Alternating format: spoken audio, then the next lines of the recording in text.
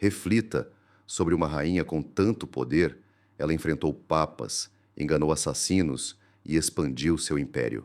No entanto, dentro dos limites de seu palácio, seu corpo decaiu sob o peso de perfume, veneno e vaidade real. A rainha Elizabeth I era um enigma, personificando a realeza divina, mas, na verdade, uma mulher que não tomava banho há meses. Uma monarca celebrada por Shakespeare, mas que achava doloroso mastigar. Uma pioneira política, escondendo sua aparência deteriorada atrás de uma máscara química. A história a aplaude como magnífica, mas este vídeo expõe o lado imundo de sua fachada empoada, pois a rainha virgem era infame por suas práticas de higiene mais repugnantes, perigosas e fétidas já registradas nos anais reais.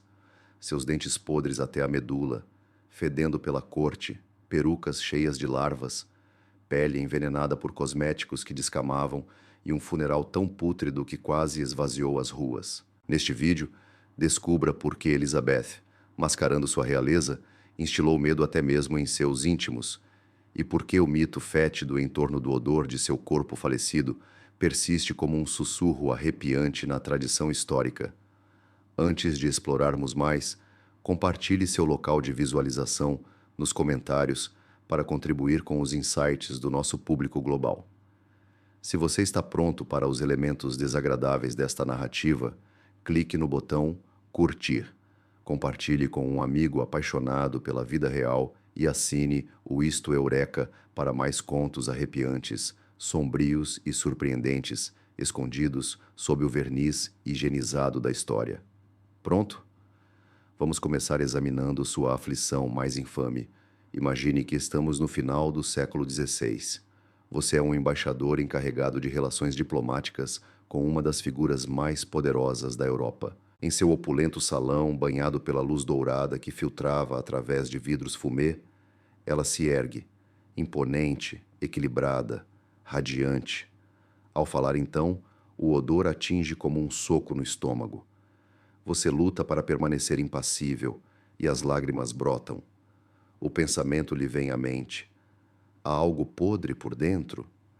De fato, a rainha Elizabeth I não era apenas infame por seu mau hálito. Sua boca abrigava uma câmara em decomposição, com dentes descoloridos, teimosamente pendurados em suas gengivas como cadáveres obstinados. Visitantes documentavam isso, cortesãos sussurravam sobre isso, e até mesmo seus assistentes pessoais imploravam por tratamento odontológico. Mesmo assim, Elizabeth permaneceu firme. Ela era mais do que uma rainha. Ela era uma mulher. Para ela, a dor personificava a fraqueza. A deterioração de seus dentes começou aos 20 e poucos anos.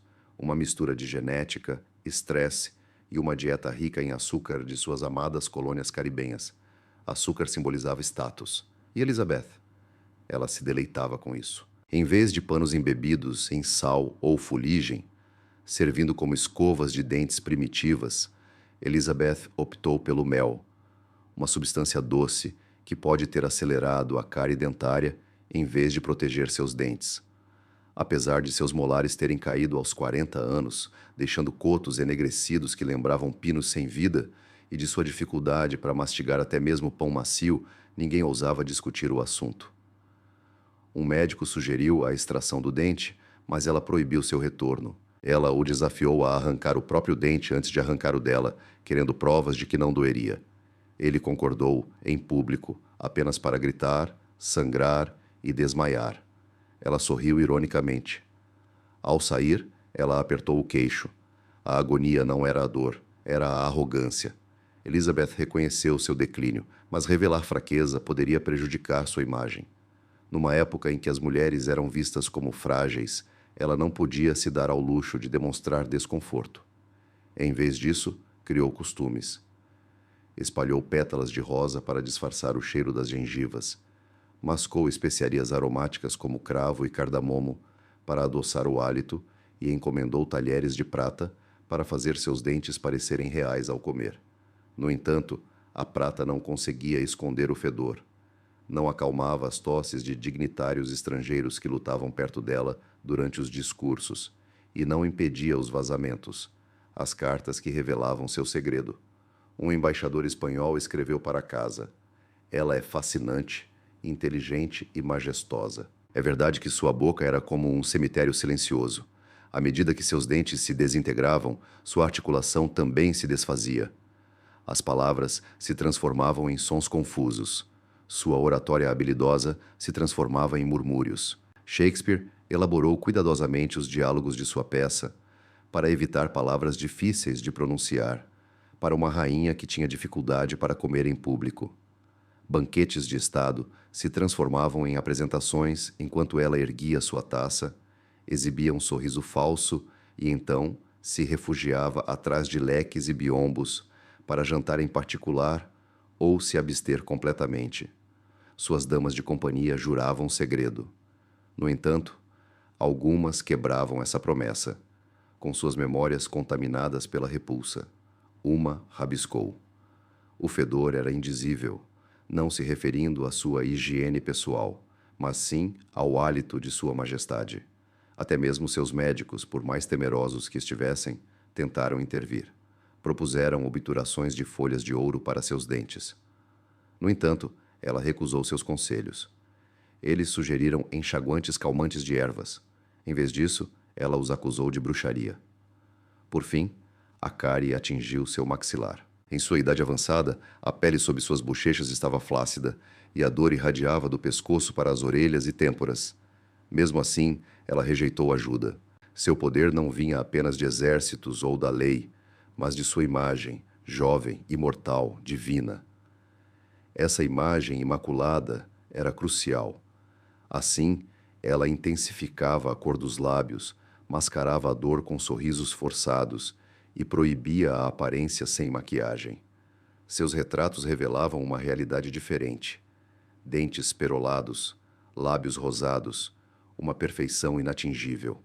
Eram enganos, criados por artistas apreensivos que sabiam que revelar a verdadeira Elizabeth poderia custar-lhes a vida. A rainha virgem optou pela decadência em vez da vulnerabilidade em sua busca pela eterna juventude. Sua boca se tornou um túmulo oculto que ela carregava dentro de si, e ninguém ousava descobri-lo. Isso era apenas o começo. Possivelmente havia um horror maior sob sua peruca. Vamos mergulhar na água, pura, revitalizante, inocente? Não para Elizabeth. Ela a via como uma inimiga. A rainha Elizabeth, conhecida como a Rainha Virgem, nutria uma profunda desconfiança em relação à água, tanto em sua bebida quanto em seu corpo. Numa época em que os rios da Inglaterra funcionavam como esgotos e o conhecimento médico era questionável, sua cautela não era totalmente infundada. No entanto, essa apreensão se transformou em obsessão. Ela passou a acreditar que a água poderia penetrar em seus poros, transportando doenças diretamente para sua corrente sanguínea. O banho era visto como algo perigoso, em vez de higiênico. Seus médicos pessoais ecoavam essa crença, alertando-a: tome banho, e seu corpo nunca secará internamente. Você pode se afogar em umidade em nível celular. Como resultado, ela adotou uma alternativa: o perfume. Ela se submergia nele extensivamente. Sua rotina de higiene se transformou em um ritual enganoso de sobreposição de aromas. Em vez de purificar seu corpo, ela o mascarava. Os criados lhe ofereciam um pano embebido em vinagre, água de rosas e vinho para que ela acariciasse suavemente, nunca esfregasse, a superfície de sua pele. Isto não era para limpeza, mas apenas para perfumar. Os vestidos de Elizabeth eram impregnados com óleos de sândalo, mirra e almíscar para mascarar o odor de seu corpo sujo sob múltiplas camadas de roupa, mesmo no verão. Por baixo de peças como espartilhos, camisas, anáguas e saias de baixo, o suor e a pele criavam uma harmonia fétida. O cheiro era mais do que desagradável, era infame.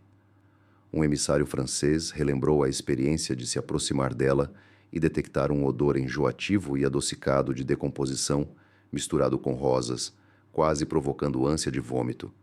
Em seus aposentos, o ar estava carregado de incenso, sachês de lavanda e lençóis sujos.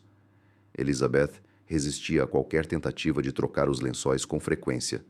Ela considerava o cheiro do próprio corpo uma âncora para seus sonhos.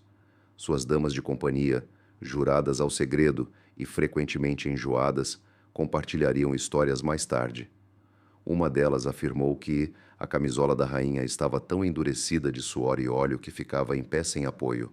No entanto, ela era meticulosa com a limpeza. Em essência, ela ordenava que seus cortesãos mantivessem uma aparência imaculada o tempo todo, pois até mesmo um leve sinal de suor poderia levar a um banimento de uma semana da corte. No entanto, suas práticas de higiene pessoal, um manto de engano. Ela possuía um banho, uma grande banheira de porcelana adornada com querubins dourados, frequentemente levada em viagens reais. No entanto, quando usada, estava longe de ser limpa. A rotina de banho de Elizabeth começava com o espalhamento de pétalas perfumadas por suas assistentes nervosas, seguido pelo derramamento de água morna, nem muito quente nem muito fria, e consagrada por um padre da corte.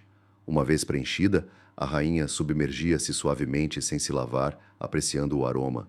As assistentes eram proibidas de vê-la diretamente, aguardando em silêncio enquanto ela se banhava em óleos em decomposição, pétalas flutuantes e resquícios de dias ou até semanas em seu corpo. No banho, a água não era trocada, mas perfumada com perfumes à medida que turvava.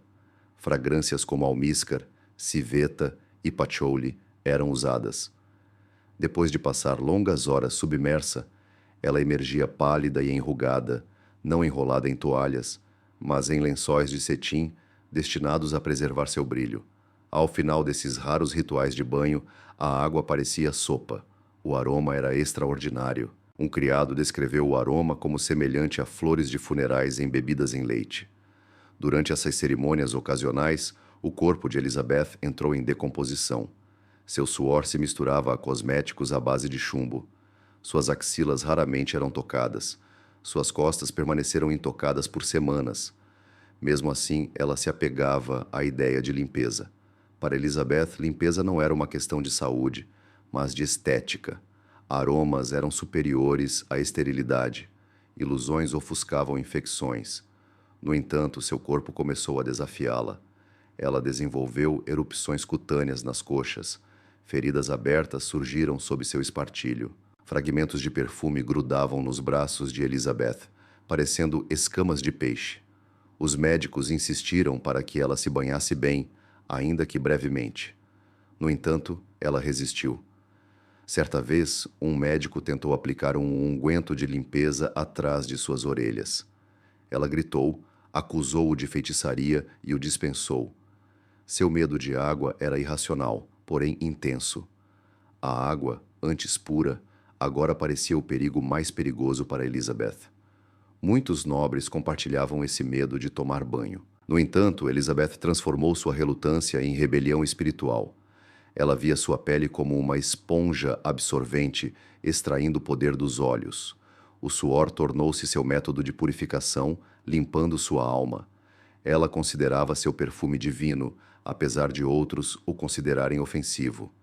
Monarcas estrangeiros zombavam secretamente da Rosa da Inglaterra, dizendo que ela estava podre em seu caule. No entanto, ninguém ousava confrontá-la diretamente.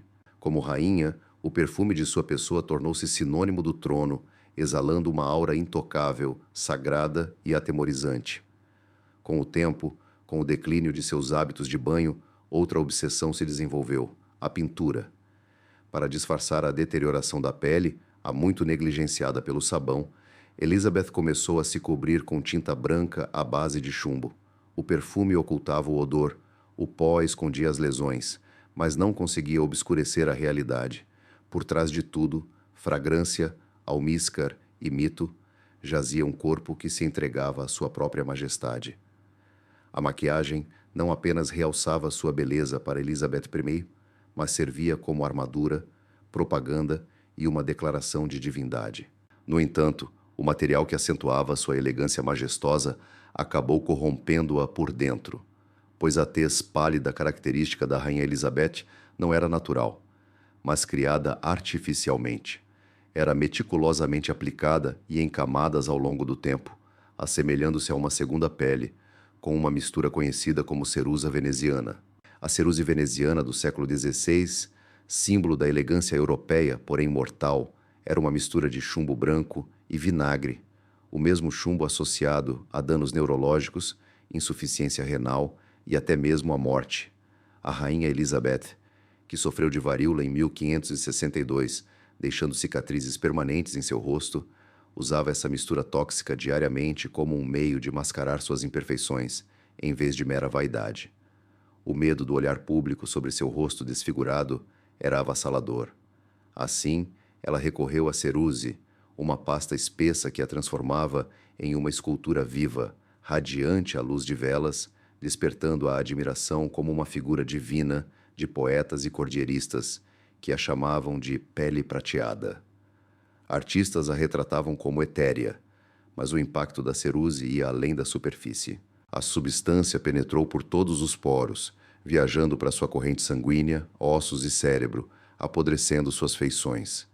Sua pele encolheu, descascou e rachou, mas ainda assim ela continuou a cobrir a podridão, mantendo a fachada. Sob a tinta, feridas floresceram. Suas bochechas estavam marcadas por úlceras, mas sua maquiagem permaneceu intocada pelos criados, apenas renovada. A pele infectada foi pintada repetidamente até que seu rosto se assemelhasse a uma máscara de agonia. Aos 40 e poucos anos, o rosto antes expressivo de Elizabeth havia endurecido, fazendo até mesmo um sorriso sangrar. Retratos dessa época a retratam como imóvel, majestosa, serena, mas a imobilidade era imposta. Cada movimento trazia dor, e não era apenas ceruze. Sua rotina de beleza incluía misturas nocivas para conseguir bochechas rosadas com cinábrio, sulfeto de mercúrio, o composto que ela usava para batom, vermelhão, outra substância mercurial que ela utilizava. Em sua pele rachada e sangrando, ela os aplicava. Seus olhos, delineados com tinta preta feita de fuligem e cinzas, pupilas dilatadas, obtidas por meio da beladona, uma planta conhecida por induzir alucinações, caracterizaram seus olhos como luas cheias de sangue por um embaixador. Os itens que ela empregava eram caros, resultando em perda de cabelo, sobrancelhas desbotadas e cílios ralos. Ela espanava a testa, aplicava sobrancelhas sintéticas e usava perucas, grandiosas misturas vermelhas de crina de cavalo e perfume. Ignorando as súplicas e advertências dos médicos sobre a deterioração da pele a partir dos ossos, ela perseverou. Meu rosto é meu trono, afirmou. Não se tratava de mera teimosia. Era medo. Elizabeth governava uma corte obcecada pela juventude e pela inocência. Demonstrar fraqueza era incitar inquietação, rebelião e revolta. Ela se apegou ainda mais à tinta, à lenda e à insanidade, mesmo com o agravamento de sua condição, que incluía tremores, insônia, irritabilidade e loucura em Elizabeth. O envenenamento por chumbo levou a esses sintomas, manifestando-se como paranoia, acusações de traição, ataques de fúria contra seus criados por delitos menores, rigidez nos ossos e potenciais danos nas articulações devido à toxicidade do metal. Seus dedos se curvaram e ela desenvolveu uma corcunda. No entanto, cada manhã trazia uma longa rotina envolvendo óleo, pó, tinta, blush e mais pó, tudo realizado sob a luz de velas e suor. Esse procedimento levava horas, deixando-a radiante, porém exausta, frequentemente causando-lhe desmaios durante o processo. Seus médicos atribuíam esses desmaios ao esforço excessivo, mas na verdade eram causados pelo veneno. Uma criada lembrou-se mais tarde de ter removido uma camada de ceruze, descobrindo uma ferida aberta por baixo que a fez vomitar. Elizabeth reagiu dando-lhe um tapa. Em público, Elizabeth era retratada como a rainha celestial e eterna. Em particular, ela se deteriorava. Poucos ousavam reconhecer isso e embaixadores brincavam sobre isso em correspondências. Ela exala como um ser outrora puro, corrompido, escreveu um deles. O perfume não conseguia mascarar a decadência subjacente. Seus súditos eram mantidos alheios. Sua persona pública era cuidadosamente controlada, semelhante à de influenciadores contemporâneos. Pinturas eram alteradas, descrições higienizadas. Sob espessas camadas de pó, seu corpo fraco e inflamado era escondido. Em seus últimos anos, ela proibiu espelhos em seus aposentos. Ninguém podia lhe revelar a verdade, nem mesmo ela mesma. Ela definhou gradualmente. Seu queixo caiu, sua pele ficou amarelada devido à doença hepática e envenenamento por chumbo, um sinal revelador. Mesmo assim, ela continuou a usar ceruse. Mesmo em seu leito de morte, em 1603, recusaram-se a remover sua maquiagem. Insistiram que seu rosto permanecesse divino mesmo após a morte. No entanto, quando os embalsamadores chegaram, removeram a camada final. Engoliu em seco, chocada. Suas bochechas estavam marcadas por abscessos, lábios grudados, testa descamada. A rainha, reverenciada como deusa, transformou-se em um cadáver antes de seu último suspiro. Os cosméticos que usava para preservar a juventude apenas apodreceram sua carne. O rosto de Elizabeth tornou-se a dura verdade de seu reinado. O poder não pode impedir a decadência. A beleza não pode escapar da morte. Mesmo os monarcas mais poderosos escondem a decadência sob seus tronos. Mas ela não era o segredo mais obscuro da corte. Suas perucas escondiam um horror por si só. A realeza se apresenta de várias formas e, para Elizabeth I, uma das mais famosas, não era feita de ouro nem adornada com rubis. Em vez disso, era feita de cabelo, pó, cola e, às vezes, insetos. As perucas de Elizabeth serviam mais do que apenas um propósito de moda. Elas mascaravam uma realidade deteriorada que progressivamente veio à tona com o tempo. Aos 30 e poucos anos, seus outrora exuberantes cachos castanhos começaram a cair em grandes tufos. Esse período marcou a aplicação diária de misturas perigosas em seu couro cabeludo.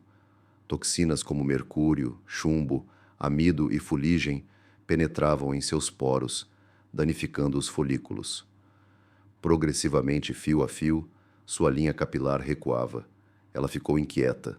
Na corte de Elizabeth, o cabelo representava vigor, poder e juventude. Perdê-lo era perder o comando. Consequentemente, ela recorreu a perucas inúmeras, cada uma mais elaborada, perfumada e imponente que a anterior. Algumas eram trançadas, outras cacheadas, outras esculpidas em formas incomuns. No entanto, todas permaneciam sem lavar, intocadas pela água por meses, para evitar qualquer dano. A maioria dessas perucas reais era feita de crina de cavalo, pelo de cabra e às vezes cabelo humano obtido de criadas ou de falecidos. Fixaram a peruca usando uma goma composta de amido, ovos e gordura animal em estruturas de arame, com cuidado para não danificar a ilusão. A peruca foi então polvilhada com pó branco, substâncias nocivas semelhantes às usadas em sua pele. Onde havia calor e amido, havia vida. Piolhos, lêndias e pulgas eram comuns. No entanto, algo mais sinistro habitava as perucas de Elizabeth: larvas. Seus antigos criados, lembrando-se de uma manhã em que retiraram sua peruca e descobriram larvas brancas se contorcendo perto de seu couro cabeludo, optaram por permanecer em silêncio sobre a decomposição. Mencionar podridão era traição. Em vez disso, polvilharam a área, embeberam-na em lavanda e recolocaram a peruca. Dignitários estrangeiros frequentemente comentavam sobre um cheiro estranho e mofado que emanava do penteado de Elizabeth. Não suor nem perfume, mas um aroma orgânico. Um diplomata italiano escreveu: "A rainha da Inglaterra usa um jardim na cabeça, mas suspeito que ele abrigue mais do que apenas flores." Outro embaixador desmaiou durante uma audiência devido ao odor. Diariamente, fofocas especulavam sobre o odor que emanava do couro cabeludo de Elizabeth. No entanto, Elizabeth permaneceu imperturbável.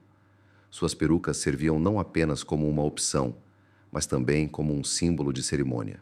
Todas as manhãs, 2 atendentes, 3 guardas e um padre se reuniam. O ambiente era tranquilo, pois a peruca precisava ser santificada antes de ser colocada na cabeça da rainha. Um único fio de cabelo, se perdido, era enterrado. Se a peruca se movesse durante os procedimentos judiciais, eles paravam até que fossem corrigidos.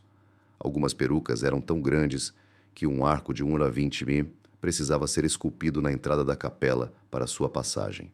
Sua favorita registrada era uma imensa peruca vermelha, estilo saca-rolhas, decorada com pérolas, mas pesava quase 9 quilos. Para usá-la, ela precisava de uma coleira de aço personalizada para suporte. Por baixo delas estava o sofrimento de seu couro cabeludo, feridas, pústulas, infecções fúngicas, feridas abertas devido ao peso.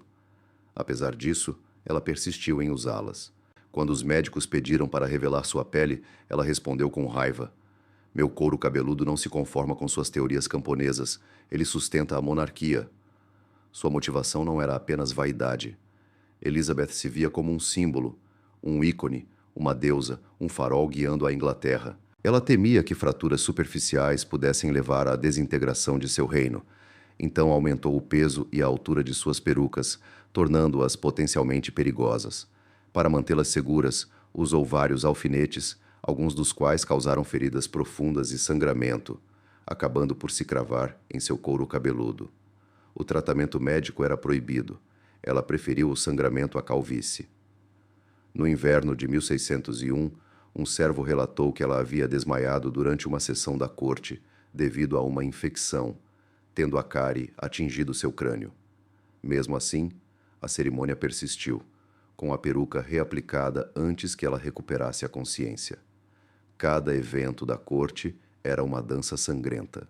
Os criados a abanavam constantemente, as criadas enxugavam-lhe a testa e os pajens reorganizavam a massa espessa de cachos em sua cabeça. Atrás de portas trancadas, as perucas eram guardadas em uma sala segura, vigiadas à noite e limpas com banhos de vinagre e secagem rápida em fontes de calor intenso. Apesar disso, nunca secavam completamente, o que favorecia o desenvolvimento de mofo em seu revestimento. Despercebido no caso de suas elaboradas perucas, houve um evento que passou despercebido. As perucas haviam conquistado um status reverenciado e criticá-las era considerado blasfêmia contra a própria rainha. Uma nobre sugeriu que o cabelo de Elizabeth cheirava a túmulos em decomposição, e ela foi exilada para a Cornualha em menos de uma semana. Ninguém ousou expressar tal desrespeito novamente. As perucas não eram apenas desagradáveis, eram mortais. O pó de chumbo que ela usava nelas para imitar seu tom de pele infiltrou-se em seu couro cabeludo e, em seguida, em sua corrente sanguínea. Historiadores modernos propõem que os últimos anos de Elizabeth foram marcados por sintomas como confusão, tremores e desmaios, que acreditam ter sido causados por envenenamento crônico por chumbo. Esse envenenamento pode ter se originado da coroa que ela usava. Ao final, seu couro cabeludo havia se deteriorado tanto que ela precisou de uma touca de malha de ferro sob as perucas para proteger a pele. Apesar disso, sua imagem de grandeza permaneceu intacta. Seus cabelos haviam desaparecido, seu corpo decaído, mas a ilusão de esplendor continuava a florescer. Em seus últimos momentos, ela pediu uma peruca para continuar usando. Deu seu último suspiro sob uma peruca feita de crina de cavalo e pó, cujo aroma de lavanda contrastava com o odor da decomposição. Ao morrer, seu corpo estava muito enfraquecido e decomposto para que os agentes funerários removessem a peruca antes do embalsamamento, com medo do que pudesse ser encontrado por baixo.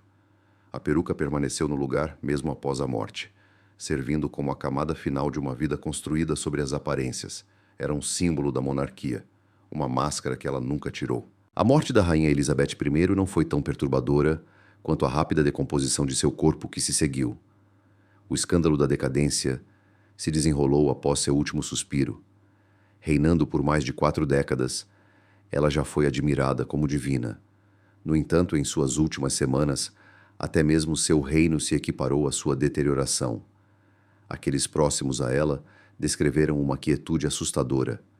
Ela não mais conversava, conspirava ou se adornava. Em vez disso, permanecia silenciosa, imóvel, envolta em veludo Ela olhava fixamente, recusando-se a se alimentar, beber e descansar. Seus cuidadores imploravam para dormir, mas ela apenas balançava a cabeça. Se eu fechar meus olhos, sussurrou, não os reabrirei. E assim, a morte chegou em março de 1603. No entanto, trouxe uma visão inesperada e horripilante. Seu corpo decaiu em uma velocidade sem precedentes, causando desconforto na corte. A causa de seu declínio foi atribuída à idade, à umidade e à presença de velas muito próximas à pele, mas a realidade era sombria e inegável. Elizabeth vinha se envenenando gradualmente com xaropes, mercúrio, chumbo, perfume e mofo. Seu corpo tornou-se um cenário de calamidade química gradual. Com sua morte, a catástrofe se desencadeou. Suas criadas notaram a transformação primeiro. A pele sob seus olhos inchou, seus lábios escureceram e seu maxilar perdeu a definição, não por relaxamento, mas devido à deterioração interna. O fedor foi imediato. Não importava quantas camadas de cosméticos, perfumes ou óleos ela aplicasse, nada impedia seu avanço. Seu corpo fraco e envenenado começou a secretar fluidos. Um fluido escuro vazava de suas narinas. Seu pescoço inchava. Seus dedos se retorciam como folhas murchas. Tentaram vários tratamentos, queimando ervas aromáticas, infundindo rosas no quarto, fechando janelas. Um criado colocou uma tigela de vinagre ao lado da cama para disfarçar os odores fétidos associados à decomposição, mas era inadequado.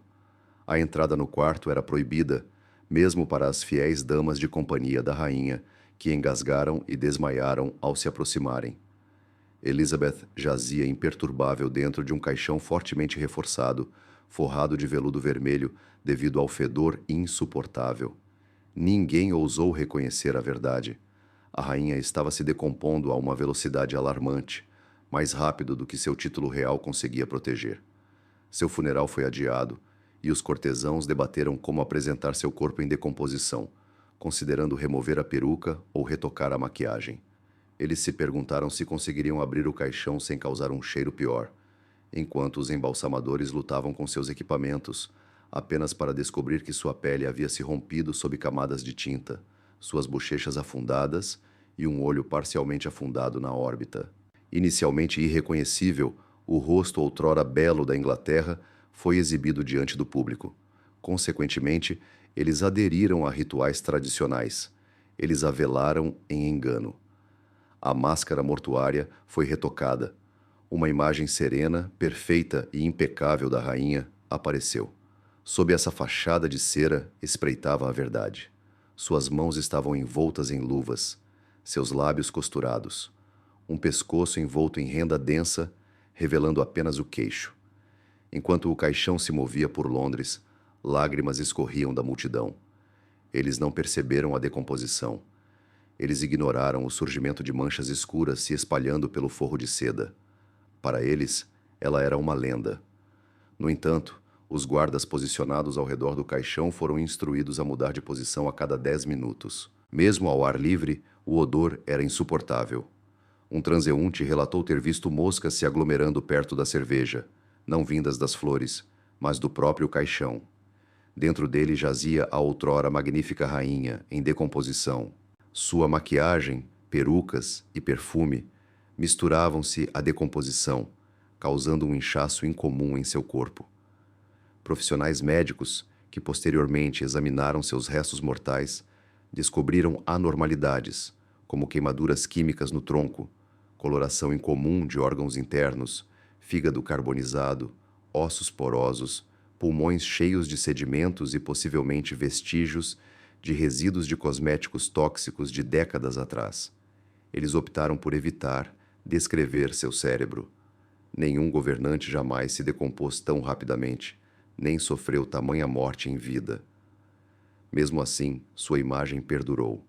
Os retratos ainda a mostram resplandecente e eterna, com pele clara e um sorriso. No entanto, sob a pintura jazia uma mulher que morrera prematuramente, antes mesmo de parar de respirar. Seu legado continua indiscutivelmente impressionante, caracterizado pela derrota da Armada Espanhola, reinado durante uma era afluente, patrocínio das artes, desafio ao Papa e fundação de uma das monarquias mais prestigiosas da Europa. Por trás de sua fachada vitoriosa, a decadência prevalecia. Uma rainha que temia a fraqueza tão profundamente que permitiu que seu corpo se deteriorasse sob o peso da decepção. Ela escolheu perfume em vez de água, cosméticos em vez de pele, poder em vez de bem-estar. Seu reinado foi construído sobre mitos e ela pagou por isso com sua vida. Até mesmo seu local de sepultamento na abadia de Westminster, ao lado de sua meia-irmã Maria I, está contaminado. No entanto, os sussurros persistem. Funcionários da abadia afirmam que o túmulo exalou um aroma doce e enjoativo por anos. Visitantes desavisados deixaram flores. E a lenda persevera. As pessoas aprendem sobre a rainha Elizabeth Prios, a rainha virgem, a monarca majestosa. Poucos descobrem que ela passou seus últimos dias apodrecendo sentada em seu trono. A história, como Elizabeth, prefere a ilusão. No entanto, agora você sabe a verdade. Elizabeth é mais uma representação de sua época ou está presa à sua própria obsessão? Compartilhe suas opiniões abaixo. Informe-nos sua localização para que possamos reconhecer nossos espectadores ao redor do mundo. Se você enfrentou todos esses 5 costumes reais tediosos, merece reconhecimento. Clique no botão curtir para mostrar sua bravura. Compartilhe este vídeo entre seus contatos, especialmente aqueles que consideram a vida real glamourosa. E não deixe de se inscrever no Isto Eureka, onde revelamos as verdades ocultas da história. Até o nosso próximo encontro, mantenha a curiosidade e investigue as lendas.